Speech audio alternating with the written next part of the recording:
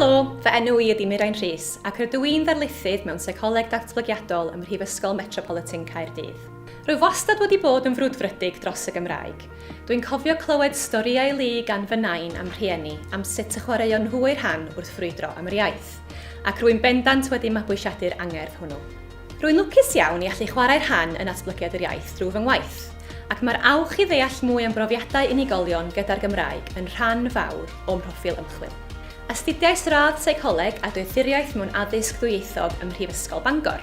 Roedd fy noethuriaeth yn edrych ar effaith addysg ddwyieithog ar sgiliau ieithyddol a gwybyddol plant rhwng 7 a 10 mlwydd oed.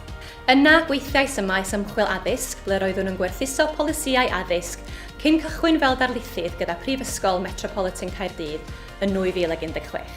Rwy'n arbenigo mewn datblygiad plant, yn benodol mewn perthynas i sut mae plant yn datblygu wrth ddysgu dwy iaith. Mae gen I ddiddordeb penodol mewn sut mae modd i'r byd addysg ddarparu cyfle i unrhyw blentyn allu cyfathrebu drwy'r Gymraeg a'r Saesneg, a sut allwn weithio gyda plant a pobl ifanc i greu cwricwlwm sy'n adlewyrchu profiad positif, cynhwysol a hwylus i bawb.